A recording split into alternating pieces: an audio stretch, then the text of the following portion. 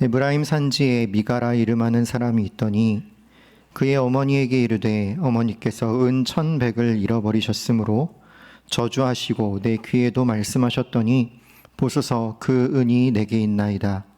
내가 그것을 가져갔나이다 하니 그의 어머니가 이르되 내 아들이 여호와께 복받기를 원하노라 하니라.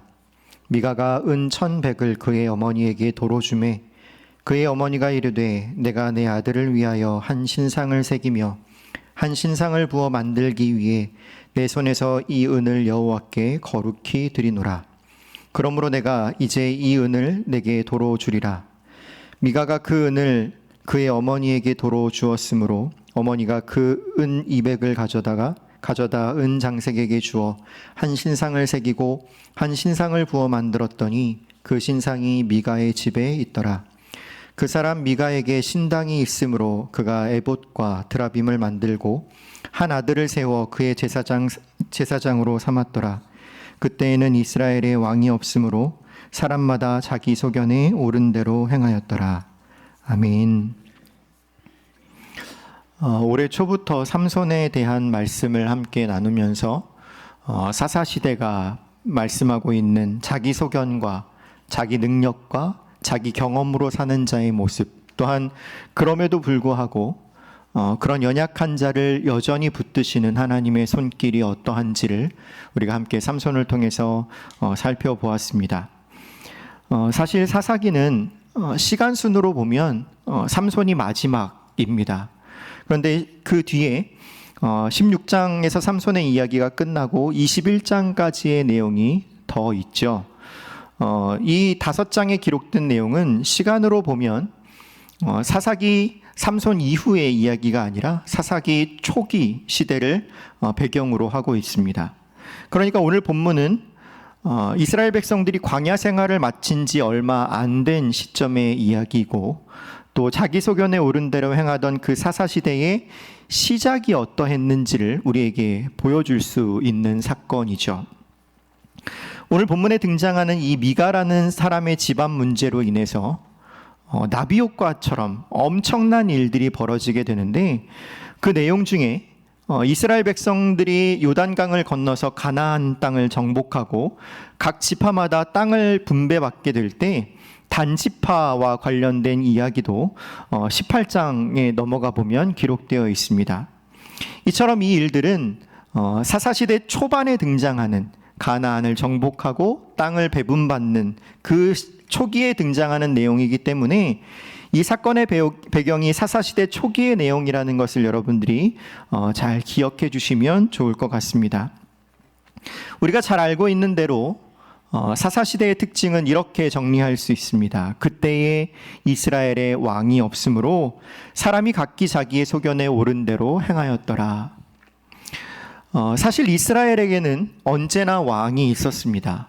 하나님이 그들의 왕이셨고, 하나님은 그들의 왕으로서 그들이 필요한 것들을 공급하시며 그들을 지키시고 다스리셨습니다. 다만 이스라엘이 하나님을 왕으로 여기지 않았고, 그로 인해서 하나님께서 이스라엘에게 벌하시는 내용들이 바로 사사기에 기록된 내용들이죠.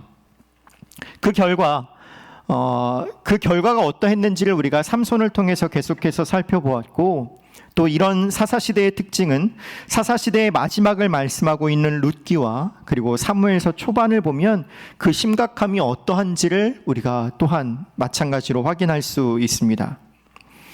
여러분, 그런데 사사시대가 이렇게 된 그 시작점은 과연 어떠했을까요?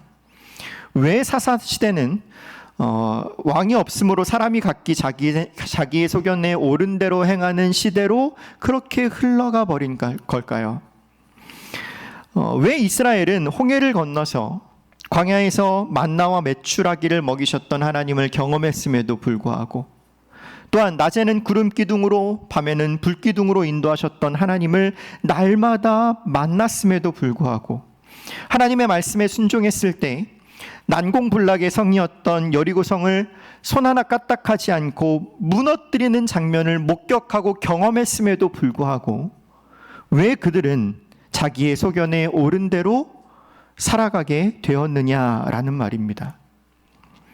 사사기 2장 10절이 그 해답이 될 수 있는데요, 사사기 2장 10절 말씀은 여호수아가 죽고 나서 이스라엘이 어떻게 되었는지에 대해서 이렇게 설명하고 있습니다.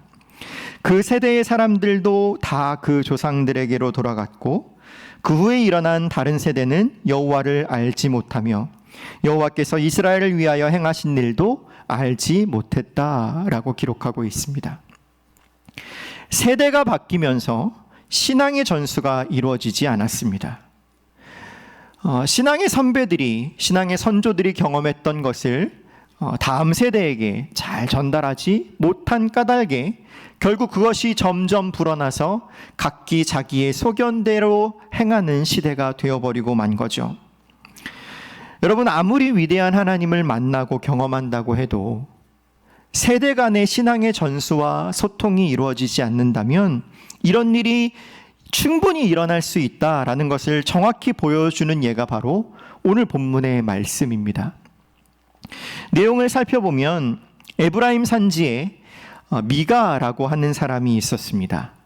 이 미가라는 이름은 줄여진 이름이고요. 원래 이름은 미카예후라는 이름인데 그 이름은 굉장히 신앙적인 이름입니다. 왜냐하면 그 뜻이 누가 여호와와 같은가 라는 의미를 갖고 있기 때문입니다. 어느 누가, 어떤 신이 하나님과 비교될 수 있겠는가? 하나님은 누구와도 비교할 수 없는 위대하시며 전능하신 하나님이시다 라는 이름이 바로 이 미가라는 이름 안에 담겨 있는 뜻입니다. 굉장한 믿음의 고백이 담긴 의미이죠. 그리고 그렇게 이름을 지은 미가의 어머니가 사용하는 단어들을 보면 아들의 이름을 그렇게 지을 만큼의 어떤 흔적들이 보이기도 합니다. 미가의 어머니가 하는 그 단어들, 사용하는 단어들을 보면 그가 어떻게 보면 굉장한 믿음의 소유자인 것 같다라는 생각이 들기까지 하죠. 그런데 그건 그야말로 흔적들 뿐이었습니다. 속빈 강정 또는 빛 좋은 게살구라는 말처럼 믿음이 좋은 것처럼 보이지만 그 실체를 찾아볼 수 없는 껍데기만 남아있는 신앙, 그것이 바로 미가의 어머니의 신앙이었습니다. 사사시대가 시작되면서부터 하나님의 말씀에 순종하지 않기 시작한 이스라엘은 점점 신앙에 대한 흔적만 남았을 뿐 점점 하나님을 뒤로하고 자기 소견에 옳은 대로 자기 판단과 경험과 가치의 기준에 옳은 대로, 쉽게 말해 자기 마음대로 살아가기 시작했습니다.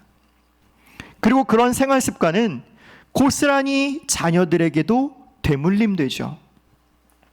오늘 본문의 주인공인 미가는 어머니가 은 1,100개를 잃어버리고 저주하는 것을 듣게 됩니다. 한글 번역은 잃어버렸다라고 기록하고 있지만 더 정확히 그 의미를 살펴보면 가져감을 당했다, 절도당한 것을 의미하고 있습니다. 미가의 어머니는 돈을 도둑 맞은 것입니다. 은 1,100개를 말이죠. 범인이 누군지도 모르는 상태에서 미가의 어머니는 도둑을 향해 또는 그 돈의 사용처에 대해서 저주를 쏟아 부었습니다. 그걸 미가가 들은 거죠. 그런데 범인은 가까운 데 있다고, 바로 미가가 그 아들이 그 돈을 가져간 범인이었어요. 미가가 뜨끔했는지, 그 저주가 정말로 자기에게 임할 것을 걱정했는지 자신이 그 돈을 가져갔다라고 어머니께 고백합니다. 여러분, 은 1,100개라고 하면 삼손 설교 때도 말씀드린 적이 있는데요. 블레셋 방백들이 들릴라에게 약속한 돈과 똑같은 값이죠. 이 은의 1,100개의 가치를 지난 설교 때 설명해 드리면서 사무엘하 말씀을 통해서 이 1,100개라는 가치가 최소 다윗의 아들 압살롬의 몸값과 비슷한 정도의 가치다라고 말씀을 드린 적이 있습니다. 현재 화폐 가치로 따지면 수억 원에 해당하는 돈입니다. 엄청난 돈이죠. 그 돈을 훔칠 만한 배짱을 가진 미가도 참 대단하지만 미가의 어머니의 반응이 더 놀랍습니다. 저주를 금방, 그 저주가 아들에게 갈까봐 금방 그 저주를 축복으로 바꿉니다. 2절 말씀을 보시면 그의 어머니에게 이르되 어머니께서 은 1,100을 잃어버리셨으므로 저주하시고 내 귀에도 말씀하셨더니 보소서 그 은이 내게 있나이다. 내가 그것을 가져갔나이다 하니 그의 어머니가 이르되 내 아들이 여호와께 복받기를 원하노라 하니라 라고 말씀합니다. 여러분, 아들이 아닌 사람이 그랬어도 같은 반응이었을까요? 절대 그렇지 않았을 것입니다. 미가의 어머니가 저주를 축복으로 바꾼 이유는 그 대상이 내 아들이었기 때문입니다. 이 세상 그 누구보다 소중한 내 아들, 그 아들이 저주를 받으면 안 되었기에 어머니는 금방 그 저주를 축복으로 바꾼 것입니다. 만약 아들이 용서를 구하지 않았어도, 하나님께 회개하지 않았어도, 그 잘못된 버릇을 고치려는 노력이 있는지 확인하지 않았어도 세상 가장 소중한 내 아들이 저주를 받으면 안 되었기 때문에 미가의 어머니는 얼른 저주를 축복으로 바꾼 것입니다. 그리고 그런 그녀가 자녀를 대하는 이 방식은 왜 미가가 그런 사람이 되었는지, 왜 각기 자기 소견에 옳은 대로 행하는 사람이 되었는지, 왜 이전 세대의 신앙이 다음 세대에게 물려지지 않았는지를 고스란히 우리에게 보여주고 있는 장면이죠. 여러분, 사사시대를 각기 자기 소견에 옳은 대로 행하던 시대다라고 부르는 이유는 다른 데 있는 것이 아닙니다. 하나님께서 정하신 가장 작은 단위인 가정에서부터 무엇이 옳은 것인지, 무엇이 그른 것인지 그 기준을 나로 세운 그 자체가 바로 사사시대의 잘못된 첫 번째 단추였던 것이죠. 그리고 그 다음 미가 어머니가 하는 말이 더 충격적인데요. 3절 말씀을 보시면 미가가 은 1,100을 그의 어머니에게 도로 주매 그의 어머니가 이르되 내가 내 아들을 위하여 한 신상을 새기며 한 신상을 부어 만들기 위해 내 손에서 이 은을 여호와께 거룩히 드리노라. 그러므로 내가 이제 이 은을 내게 도로 주리라 라고 말합니다. 여러분, 아까 말씀드렸듯이 미가의 어머니가 미가라는 이름을 지은 그 신앙적인 모습으로 지은 그 이유가 여기에 고스란히 드러나 있죠. 여기 보면 그 신앙의 흔적들이 곳곳에 등장합니다. 내 아들을 위하여 신상을 부어 만들겠다 하고요, 이 은을 여호와께 거룩히 드리겠다라고 하죠.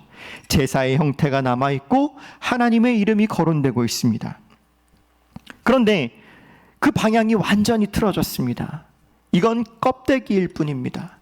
거기에 신앙의 본질과 실체는 전혀 남아있지 않아요. 내가 내 아들을 위해서 우상을 만들겠다. 여러분, 이게 미가가 가지고 있는 자기 욕심의 본질입니다. 그 우상을 만들기 위해서 이 은을 여호와께 거룩히 드리노라. 여러분, 여호와께 드린다라고 말하면 그게 다 믿음의 고백입니까? 본문은 정확하게 우리에게 말씀하고 있습니다. 내가 내 아들을 위하여. 미가 어머니의 관심은 온통 나와 내 아들에게 있습니다. 여호와의 이름을 말하고 있기는 하지만 여호와는 그의 아들의 안위와 아들이 받을 복의 수단일 뿐인 것이죠. 미가의 어머니는 분명 축복의 시작이 여호와께 있음을 알고는 있었습니다.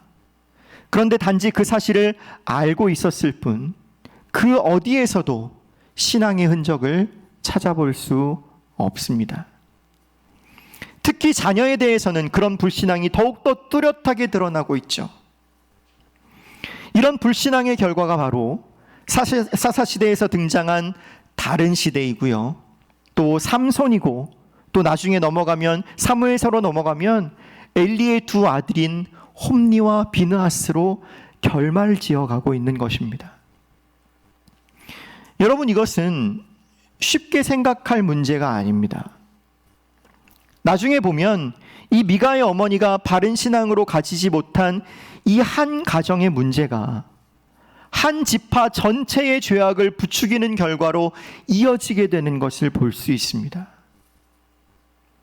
소망하기는 이 사사기 말씀을 통해서 하나님께서 우리 자녀들에 대한 신앙, 다음 세대에 대한 신앙에 대한 두렵고 떨림의 마음을 주시기를 간절히 바라고 소망합니다.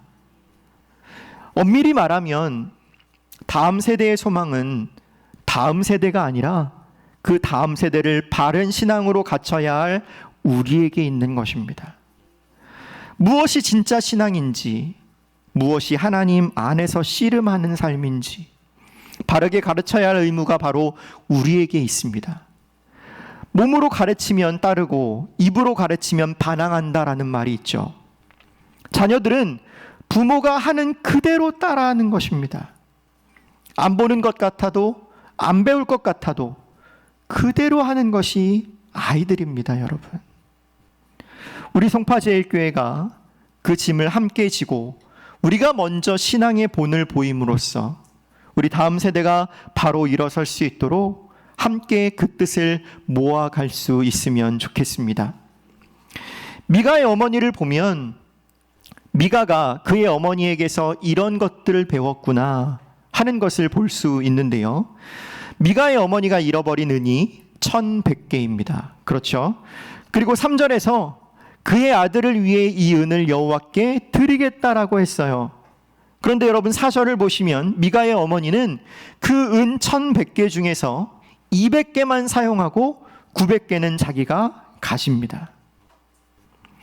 자기의 욕심, 자기의 만족, 자기 재산에만 관심이 있는 그 어머니에게서 여러분 미가가 뭘 배웠을까요?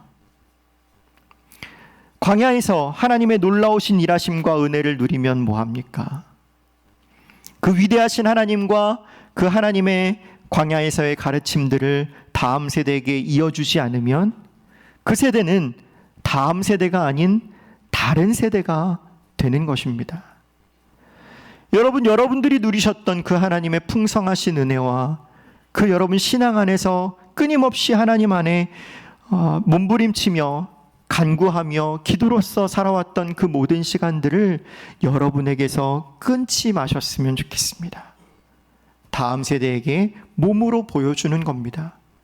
말로 하지 마시고 여러분들의 행동으로 보여주시는 거죠. 그것들을 그대로 배운 미가의 행동을 보십시오. 4절 하반절을 보시면 미가는 그 신상을 자기 집에 있는 신당에 가져다 둡니다. 그리고 5절에 보시면 에봇과 드라빔을 만들고 자기 아들 중에 한 명을 제사장으로 삼아서 제사를 드리게 합니다. 출애굽기를 보면 하나님께서 이스라엘 진영 가운데 성막을 두라라고 말씀하시면서 하나님의 임재의 영광인 구름으로 그들 가운데 계심을 나타내셨습니다. 이스라엘 백성들은 그들의 진영을 뺑 둘러싸고 그 가운데 있는 하나님의 임재인 구름의 형태를 보면서 하나님께서 우리 가운데 계시는구나를 항상 확인했습니다. 그리고 그 구름이 움직이면 성막도 함께 같이 움직였죠. 그리고 하나님은 그 성막에서 예배를 드리게 하셨고 그 성막을 섬기는 대제사장의 에봇 흉패를 만들게 하심으로써 하나님의 백성들의 질문에 대하여 그 흉패에 있는 것으로 대답하셨습니다. 여러분, 에봇과 흉패라는 것은 바로 이런 의미를 담고 있는 것입니다. 그런데 미가는 자기가 편한 대로 자기 집 안에 신당을 만들고 거기에 에봇을 두고 레위 지파도 아닌 자기 아들을 제사장으로 삼습니다. 당시 여호와의 성막은 실로라는 곳에 있었는데요. 사실 실로는 에브라임 지파 땅 안에 있었기 때문에 당시 미가의 집과 그리 멀리 떨어져 있지 않았을 것입니다. 그런데도 거기까지 가는 게 불편해서 편리하게 복을 받기 위해서 자기 집 안에 신당을 만들고 거기에 제사장을 두고 에봇과 드라빔을 놓고 하나님의 축복을 내가 소유하려고 했었던 거죠. 여러분, 미가의 아들은 또 미가에게서 뭘 배웠을까요? 똑같은 것을 배웠겠죠. 미가의 집은 경건의 모양이 잘 갖춰진 것처럼 보였을지도 모릅니다. 은 200 정도를 종교적인 일에 한꺼번에 드릴 만큼의 헌신의 모양이 있었고, 여호와의 이름을 계속해서 잊지 않고 부르고 찾았습니다. 그러나 그 모든 것은 온통 자기 소견에 옳은 대로 행하는 것뿐이었습니다. 종교적인 분위기는 풍길 수 있을지 몰라도 오직 하나님만 섬기는 하나님의 백성의 구별된 모습이 아니라 이방신의 숭배의 모습이 섞여져 버린 비신앙인의 모습인 거죠. 여러분, 이것이 바로 내 아들이 여호와께 복 받기를 원하노라 라고 말하는 한 어머니의 자손에게서 일어나는 일들입니다. 사사기는 이 미가의 가정의 모습을 소개한 후에 6절에서 그때에는 이스라엘의 왕이 없으므로 사람마다 자기 소견에 옳은 대로 행하였더라 라고 평가하고 있습니다. 미가는 자기 소견에 옳은 대로 자신의 신앙을 미신적이라고 또는 우상을 숭배하고 있다고 생각하지 않았을 것입니다. 그러나 성경은 분명히 말씀합니다. 그것은 신앙이 아니라고요. 그것은 하나님께서 기뻐하시는 뜻이 아니라고 말씀하고 있죠. 여러분, 하나님이라는 단어를 많이 사용한다고 해서 그것이 우리의 신앙의 열매가 될 수 없습니다. 우리가 많이 기도하는 건 물론 좋습니다. 그러나 그 기도의 시간과 노력을 통해서 내 신앙을 증명하려 한다면 여러분, 그것은 신앙의 껍데기가 될 뿐입니다. 예수님을 주라고 고백하면서도 아직도 삶의 주권과 내 인생의 왕의 자리를 예수님께 내어드리지 않는다면 여러분, 그건 신앙이 아닙니다. 어떤 특정 부분만 하나님께 순종하고 다른 영역들은 우리가 원하는 대로 살아간다면 여러분, 우리 자녀들은 그대로 그 신앙을 배우고 답습하고 어떤 특정한 부분만 하나님께 드리는 신앙을 갖게 될지도 모릅니다. 너무 무섭지 않습니까? 우리가 하나님을 최고로 여기지 않으면 우리 자녀들도 하나님을 최고로 여길 수 없을 것입니다. 우리가 하나님보다 우리 자녀들을 더 귀하게 여기면 우리 자녀들도 하나님보다 그들의 자녀들을 더 귀하게 여기면서 살 것입니다. 하나님에 대한 바른 자세와 바른 태도, 바른 이해를 자녀들에게 물려주실 수 있기를 바랍니다. 하나님이라는 이름 뒤에 교묘하게 가려진 수많은 불법과 기복주의적인 신앙과 미신적인 요소들이 아니라 참 신앙인의 자세, 하나님을 가장 귀하고 소중하게 여기는 그 신앙의 자세를 자녀들에게 물려주시기를 바랍니다. 이것이 바로 하나님께서 광야에서 그렇게 하나님의 백성들에게 하나님의 말씀에 대해 강조하셨던 이유입니다. 신명기 6장 4절에서 9절에 하나님께서 이렇게 말씀하시죠. 하나님께서 얼마나 하나님의 말씀에 대한 가르침을 강조하시는지 한번 보십시오. 이스라엘아 들으라. 우리 하나님 여호와는 유일한 여호와시니 너는 마음을 다하고 뜻을 다하고 힘을 다하여 내 하나님 여호와를 사랑하라. 오늘 내가 내게 명하는 이 말씀을 너는 마음에 새기고 내 자녀에게 부지런히 가르치며 집에 앉았을 때에든지 길을 갈 때에든지 누워 있을 때에든지 일어날 때에든지 이 말씀을 강론할 것이며 너는 또 그것을 내 손목에 메어 기호로 삼으며 내 미간에 붙여 표로 삼고 내 집 문설주와 바깥문에 기록할지니라. 여러분, 하나님의 말씀을 꼭 이렇게까지 해야 합니까? 그렇게까지 하라고 말씀하셨습니다. 그렇게 하지 않으면 신앙의 전수가 이루어지지 않기 때문입니다. 우리의 기준의 적당히는 결코 하나님을 만족시킬 수 없습니다. 우리의 힘으로 할 수 없기 때문에 하나님은 끊임없이 하나님 말씀 앞에 우리를 노출시키라고 말씀하고 있고 그 하나님의 말씀이 우리의 유일한 소망이며 우리 자녀들에게 물려져야 할 유일한 신앙인 것입니다. 미가의 어머니로부터 시작된 그 잘못된 신앙 교육이 한 지파 전체의 죄악을 부추기는 결과에 이르렀다면, 여러분 반대로 그 사사시대의 끝에 어떤 한 사람의 하나님 중심적인 신앙이 온 이스라엘을 회복시키는 결과로 이어지는 것을 볼 수 있는데, 그 인물이 바로 사무엘의 어머니 한나입니다. 여러분, 물론 이것을 일반화시켜서 A를 적용하면 B로 결정난다라고 말할 수 있는 것은 아니지만, 이 사사기의 시작과 끝을 이 미가 어머니에 대한 신앙의 전수와 한나로부터 물려진 사무엘의 이야기로 대조하고 있는 것은 그만한 이유가 있는 것 같습니다. 여러분, 한 세대 만에 다른 세대가 된다는 것이 얼마나 무서운 일입니까? 여러분, 한 세대가 30년입니다. 그렇죠? 30년 만에 정말 다른 세대가 될 수 있을까요? 한 가지 예를 들어볼까요?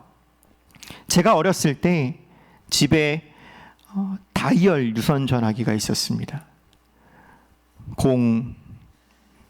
02 기다려야죠. 40년 조금 넘게 지났는데요. 지금 세대 아이들은 다이얼 전화기 모릅니다. 유선 전화기도 모릅니다. 무선 전화기도 모르고요. 여러분, 한국 교회의 교세가 점점 줄어들고 교회가 사회에서 지탄을 받는 것은 8, 90년대 한국 교회들이 그렇게 씨앗을 뿌렸기 때문이라고 저는 생각합니다. 너무 자연스럽게 교회가 아무런 노력 없이 부흥하다 보니까 교회는 더 많은 것을 갖는 것에 집중하기 시작했습니다. 그래서 이익을 쫓아서, 자신들의 이익을 쫓아 교단을 분리시키고 각 교단마다 신앙이 다양해지다 못해 점점 신학이 없어지는 지경에까지 이르기도 했습니다. 여러분, 그것이 바로 지금 이 시대에 나타나고 있는 결과입니다.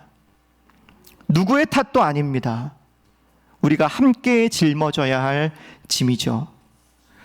하나님의 말씀의 가르침을 따라서 여러분, 이 시대를 잘 분별하고 이 시대 가운데 여전히 동일하게 그럼에도 불구하고 이 시대를 분별하라고 말씀하시는 하나님의 명령이 무엇인지를 분별하고 순종하는 것, 여러분, 그것이 바로 오늘 우리가 해야 할 일들입니다.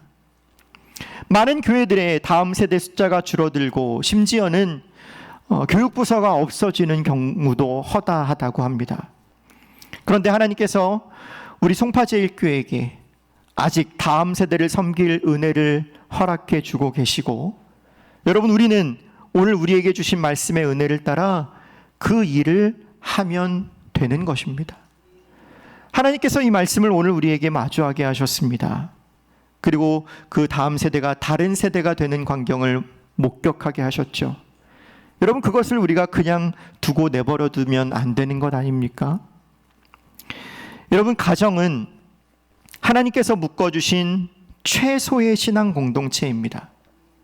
이 작은 믿음의 공동체의 회복을 통해서 교회의 회복이 일어나게 될 것이고, 교회의 회복을 통해 사회의 회복이 일어나게 될 줄 믿습니다. 오늘 이 본문을 통해 배울 수 있는 것은 사사기가 진단하고 있는 각기 자기 소견에 옳은 대로 행하는 것은 바로 가정 공동체가 무너진 결과이며, 그 시대가 400여 년의 영적 침체기로 이어지고 있다라는 사실입니다. 사사기와 너무나도 닮았다고 평가되는 이 시대 가운데에서 오늘 주시는 이 말씀을 통해 우리가 가야 할 길을 발견하기 원합니다. 하나님보다 귀한 내 자녀가 아니라 가장 귀한 내 하나님을 고백하는 그 믿음과 예배의 모습이 우리의 자녀들에게 고스란히 물려줄 수 있기를 간절히 바라고 소망합니다. 이 막막하고 암울한 사사시대 속에서도 하나님은 그 등불을 꺼트리지 않으셨고, 사무엘이라는 인물을 통해 다시 하나님의 놀라운 은혜가 이스라엘 온 전역 가운데 선포되었듯이, 여러분, 이 소망 없는 시대 속에서도 우리를 통해 우리 자녀들에게 전달될 바른 믿음이 우리가 상상할 수 없는 놀라운 하나님의 일하심으로 다음 세대에게 일어나기를 우리 함께 기도하며 소망하면 좋겠습니다. 고 김준곤 목사님의 기도의 내용 중에 일부를 함께 나누고 말씀을 마치겠습니다. 찬양의 가사이기도 한데요. 주여 민족의 가슴마다 피 묻은 그리스도를 심어 이 땅에 푸르고 푸른 그리스도의 계절이 오게 해주십시오. 가정마다 이 집의 주인은 예수 그리스도라고 고백하게 해주십시오. 길에서 행상하는 할머니들이 성경을 펴놓고 예수 믿으라고 말하게 해주십시오. 두 남녀가 데이트를 하면서도 예수님으로 이야기꽃이 피게 해주십시오. 두메마을 산골에 있는 우물가의 여인들이 모여서도 찬송하게 해주십시오. 여러분, 이것이 단지 우리의 바람과 소망을 담은 기도일 뿐만 아니라 무엇보다 우리가 먼저 하나님을 가장 귀하게 여기는 본을 보임으로써 그 씨앗이 다음 세대에게 심겨져서 목사님이 고백하셨던 것처럼 푸르고 푸른 그리스도의 계절의 은혜를 베푸시는 은혜를 경험하는 우리 송파제일교회와 한국교회 다음 세대가 되기를 간절히 바라고 소망합니다.